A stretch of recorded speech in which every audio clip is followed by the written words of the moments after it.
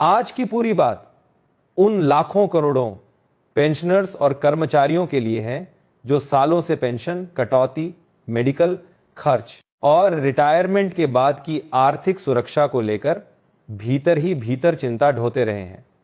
यहां जो 3 बड़े मुद्दे चर्चा में हैं, वे सिर्फ बहस नहीं है, बल्कि ऐसे विषय हैं जिनका असर सीधे आपके बैंक खाते, आपकी मासिक आय और आपके परिवार की स्थिरता पर पड़ सकता है।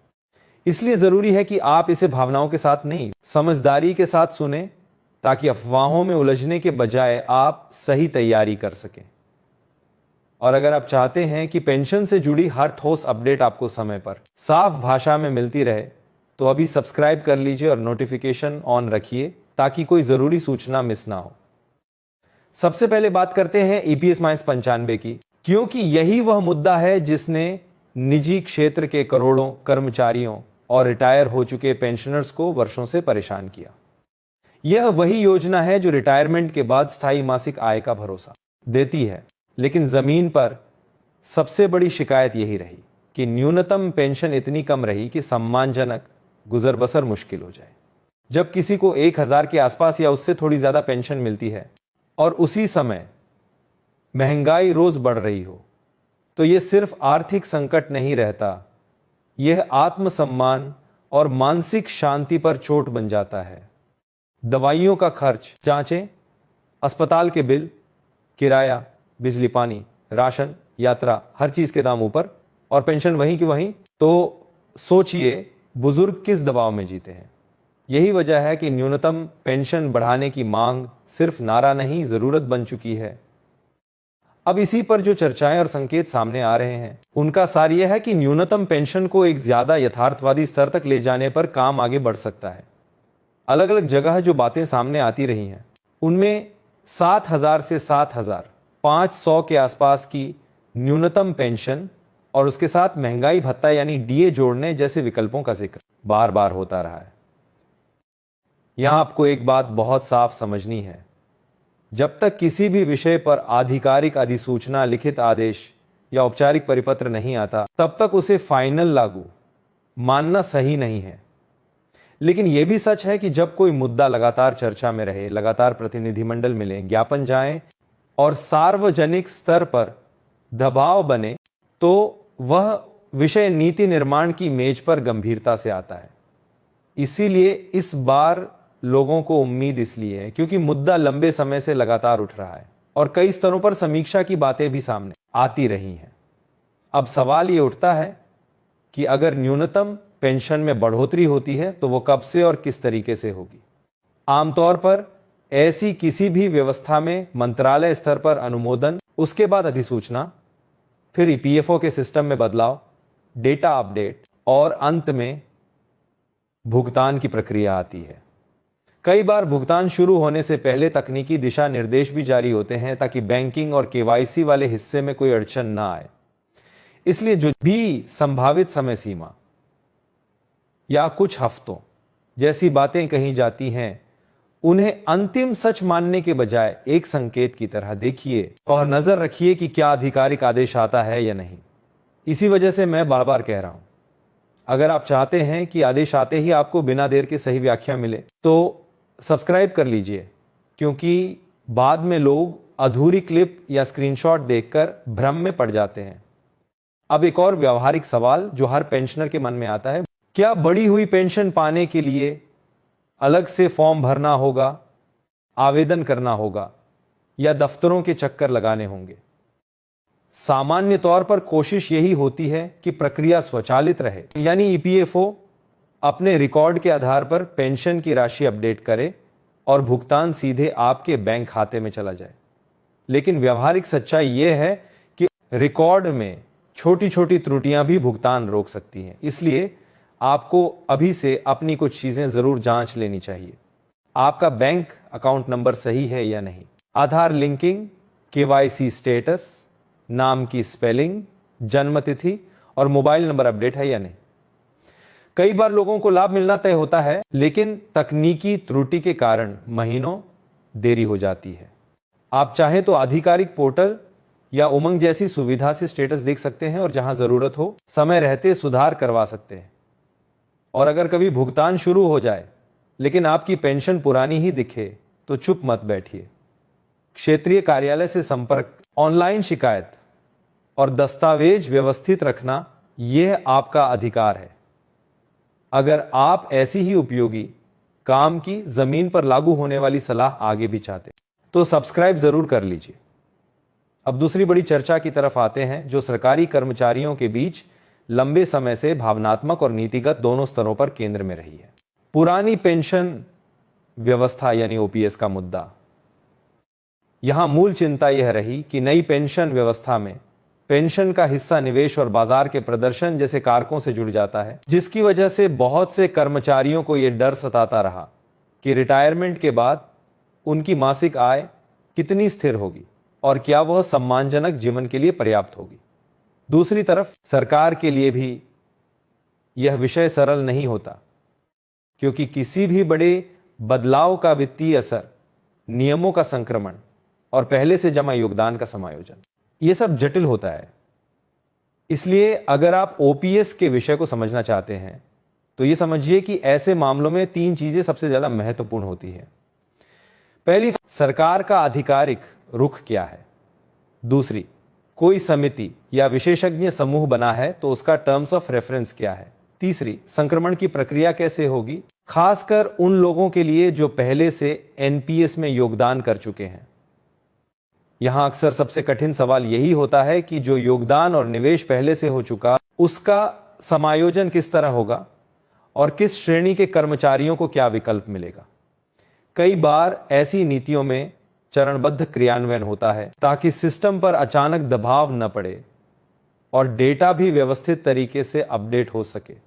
इसलिए यदि आप सरकारी कर्मचारी हैं या आपके परिवार में कोई सरकारी सेवा में है तो कृपया वायरल संदेशों के आधार पर निष्कर्ष मत निकालिए।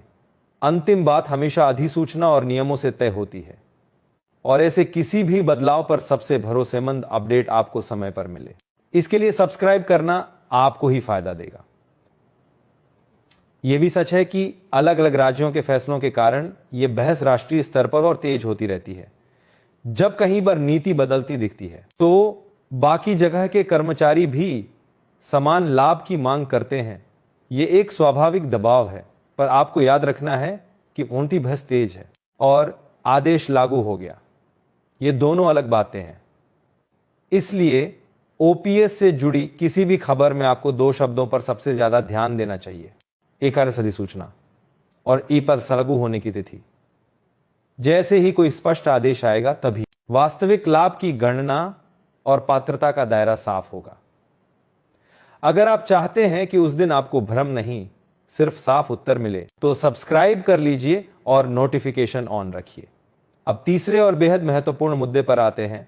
ईपीएफओ के अंतर्गत पीएफ और पेंशन योगदान की वेतन सीमा बढ़ाने की चर्चा। लंबे समय से यह शिकायत रही कि वेतन और जीवनयापन की लागत बढ़ने के बावजूद योगदान की सीमा कई सालों तक उसी स्तर पर बनी रही, जिससे नियम और वास्तविकता के बीच दूरी बढ़ती चली गई। जो चर्चा सामने आती रहती है उसके मुताबिक वेतन सीमा को 15,000 से बढ़ाकर 21,000 या 25,000 जैसे स्तर तक ले जाने पर विचार हो सकता है। यहां आपको समझना है कि इसका सीधा असर क्या होगा। अगर सीमा बढ़ती है तो व्यापक वर्ग के कर्मचारियों के पीएफ और पेंशन फंड में आधार योगदान बढ़ेगा, यानी आपकी बचत ज्यादा मजबूत होगी और लंबी अवधि में रिटायरमेंट के बाद मिलने वाले लाभ बेहतर हो सकते हैं। लेकिन इस बदलाव का दूसरा पक्ष भी है जिस पर बहुत कम लोग खुलकर बात करते हैं। सीमा बढ़ने का मतलब यह भी हो सकता है कि हर महीने आपकी कटौती बढ़े और हाथ में आने वाली टेक होम सैलरी थोड़ी कम हो जाए। कुछ लोग इसे केवल एक कटौती बढ़ गई कहकर नकारात्मक रूप में देखते हैं, लेकिन असल में यह आज थोड़ा अधिक योगदान, कल अधिक सुरक्षा का संतुलन है। सही समझ यही है कि आपको हर बदलाव को अपने वेतन, अपनी जरूरत और अपनी पारिवारिक जिम्मेदारियों के हिसाब से देखना चाहिए। कोई नियम सबके लिए एक जैसा असर नहीं देता। और यह भी याद रखिए कि पेंशन का गणित केवल सीमा से नहीं, सेवा अवधि, योगदान वर्षों और नियमों से भी जुड़ा होता है। इसलिए कोई यह दावा कर दे कि सीमा बढ़ते ही हर किसी की पेंशन तुरंत दोगुनी हो जाएगी, तो उस बात को अंतिम सच मत मानिए। वास्तविक लाभ व्यक्ति दर व्यक्ति अलग हो सकता है। कई जगह यह भी कहा जाता है कि ऐसे बदलावों से भविष्य में पेंशन में उल्लेखनीय सुधार की संभावना बन सकती है, पर यह संभावना तभी वास्तविक बनेगी जब नियम, गणना और लागू होने की तिथि सब स्पष्ट हो। इसलिए आपको एक ही आदत बनानी है, जब तक आधिकारिक आदेश नहीं तब तक अंतिम निष्कर्ष नहीं। लेकिन तैयारी अभी से शुरू होनी चाहिए, यानी अपने रिकॉर्ड, केवाईसी और बैंक डिटेल्स को मजबूत करना, ताकि आदेश आते ही आपको फायदा बिना अड़चन मिल सके। और अगर आप चाहते हैं कि जैसे ही सीमा बढ़ाने पर कोई ठोस निर्णय आए, आपको उसका सीधा असर सरल उदाहरणों के साथ समझाया जाए, तो अभी सब्सक्राइब कर लीजिए। अब इन तीनों मुद्दों को एक साथ जोड़कर देखिए। ईपीएस -95 में न्यूनतम पेंशन बढ़ाने की चर्चा, ओपीएस को लेकर नीतिगत बहस और संभावित दिशा, आणि ईपीएफओ की वेतन सीमा बढ़ाने पर विचार। इनका साझा उद्देश्य एक ही जगह जाकर टिकता है, कर्मचारियों और पेंशनर्स की आर्थिक सुरक्षा। रिटायरमेंट के बाद जीवन भय और असुरक्षा का नाम न बने, बल्कि सम्मान और स्थिरता का आधार बने। जब बुजुर्गों के पास खर्च करने की क्षमता बढ़ती है तो उसका असर स्वास्थ्य पर पड़ता है, मानसिक शांति पर पड़ता है और परिवार पर आर्थिक बोझ कम होता है। जब युवा कर्मचारियों को भरोसा होता है कि रिटायरमेंट के बाद भी जीवन सुरक्षित रहेगा, तो वे वर्तमान में ज्यादा भरोसे और जिम्मेदारी के साथ काम करते हैं। यह एक सकारात्मक चक्र बनता है। व्यक्ति सुरक्षित होता है तो समाज मजबूत होता है, और जब मांग बढ़ती है तो अर्थव्यवस्था को भी बल मिलता है। लेकिन इन सब के बीच आपकी भूमिका सबसे महत्वपूर्ण है। पहली भूमिका, जागरूक रहना। किसी फॉरवर्ड मैसेज, अधूरी क्लिप या वायरल पोस्ट के आधार पर निर्णय मत लीजिए। जहां जरूरी हो, आधिकारिक दस्तावेज, ईपीएफओ अपडेट और सरकारी आदेशों को प्राथमिकता दीजिए। दूसरी भूमिका, अपना रिकॉर्ड दुरुस्त रखना। नाम, जन्मतिथि, बैंक डिटेल्स, आधार, केवाईसी, ये सब सही रहेगा तो भुगतान में अटकाव नहीं आएगा। तीसरी भूमिका, समस्या आए तो समय पर शिकायत और फॉलोअप। बहुत से लोग सोचते हैं अपने आप ठीक हो जाएगा और महीनों निकल जाते हैं। अधिकार मिलने की प्रक्रिया में सजग रहना ही सबसे मजबूत कदम है। और अब मैं आपसे एक सीधा अनुरोध कर रहा हूं। अगर आप चाहते हैं कि ऐसी ही महत्वपूर्ण, उपयोगी और सही समय पर सही व्याख्या वाली अपडेट्स आपको नियमित मिलती रहे, तो अभी सब्सक्राइब कर दीजिए। सब्सक्राइब करने का फायदा यह होगा कि जैसे ही ईपीएस -95, ओपीएस या वेतन सीमा पर कोई नई अधिसूचना, कोई परिपत्र या कोई ठोस बदलाव सामने आएगा, आप उसे सबसे पहले समझ पाएंगे और अपने हिसाब से तैयारी कर पाएंगे। बहुत सारे लोग वीडियो देख लेते हैं लेकिन सब्सक्राइब नहीं करते, फिर नया अपडेट आते ही उन्हें सही जानकारी देर से मिलती है और नुकसान भी देर से समझ आता है। इसलिए अभी सब्सक्राइब कर लीजिए और नोटिफिकेशन ऑन कर लीजिए। एक बार फिर ईपीएस -95 पेंशनर्स के लिए व्यावहारिक सलाह। आज ही अपनी पेंशन से जुड़ी डिटेल्स जांचने की आदत बना लीजिए। अगर बैंक खाता बदला है, नाम की स्पेलिंग में फर्क है, केवाईसी अधूरी है या मोबाइल नंबर पुराना है, तो उसे अपडेट कराइए। ये छोटी बातें नहीं हैं, यही चीजें अक्सर बड़े भुगतान में देरी करवा देती हैं। और सरकारी कर्मचारियों के लिए भी यही बात। विभाग के आधिकारिक सर्कुलर, सरकार की अधिसूचना और भरोसेमंद स्रोतों पर नजर रखिए। अफवाहों से बचिए, क्योंकि नीति का अंतिम रूप आदेश में ही लिखा होता है, अनुमान में नहीं।